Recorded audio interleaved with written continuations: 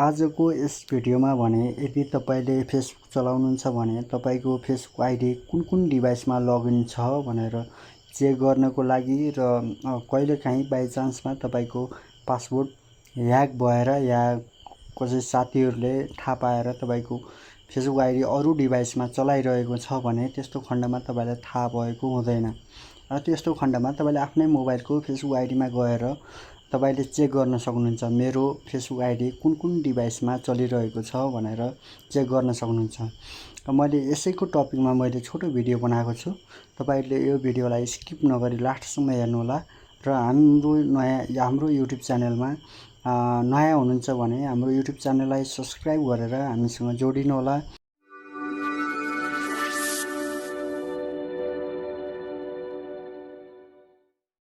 नमस्कार सबैजनालाई। त्यसको लागि सबैभन्दा पहिले तपाईले आफ्नो मोबाइलको फेसबुकलाई ओपन गर्नु होला। ओपन गरिसके पछाडी तपाईकोमा यस्तो वाला इन्टरफेस आएको हुन्छ हैन।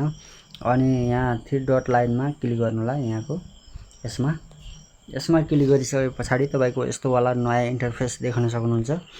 अनि तपाई तल स्क्रोल डाउन गर्दै आएर सेटिङ एन्ड प्राइभेसीमा एकफेर क्लिक गर्नु होला। यसमा क्लिक गरिसके पछाडी तपाईहरुले फेरि सेटिङमा एकफेर फेरि क्लिक गर्नु होला।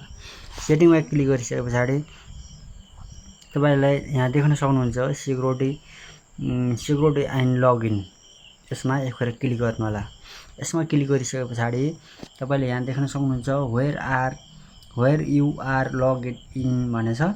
यहाँ सी अल भन्ने वाला छ अप्सन। यसमा क्लिक गर्नु होला। यसमा क्लिक गरिसके पछाडी तपाईले देख्न सक्नुहुन्छ तपाईको फेसबुक आइडी कुन जिल्लामा लगइन भएको छ, कुन डिभाइसमा लगइन भएको छ भनेर। मेरो यो माथिको हवाई P40 लाइट भन्ने महेन्द्रनगर नेपालमा यो अहिले मैले चलाएको मोबाइल हो हैन। जस्तै अब यो सुर्खेतमा लगइन भएको छ, अनि डाङ जिल्लामा, अनि यो पीसी मतलब ल्यापटपमा पनि लगइन भएको छ, अनि घोराईमा, सुर्खेतमा, प्युठानमा, सुर्खेतमा, दाङ, घोराई, सुर्खेत यस्तै आएको छ। तपाईले अब यो माथिको तपाईको हैन एक्टिभ नाउ भनेको, अनि अब यो तलकोलाई लगआउट गर्नको लागि यो तपाईको डिभाइसमा लगइन छैन त्यसको लागि यो थ्री डट लाइन छ यहाँ साइडमा। यसमा क्लिक गर्नु होला। यसमा क्लिक गरेर अनि यो लगआउट भन्ने अप्सन छ यता सिक्योर अकाउन्ट भन्दा यतापट्टि लगआउट भन्ने, अनि यसमा लगआउट गर्नु होला। यस्तै गरेर तपाईले यो सबैलाई यो लगआउट गर्नु होला, किनकि तपाईलाई पछाडी तपाईको आइडी ह्याक पनि हुन सक्छ।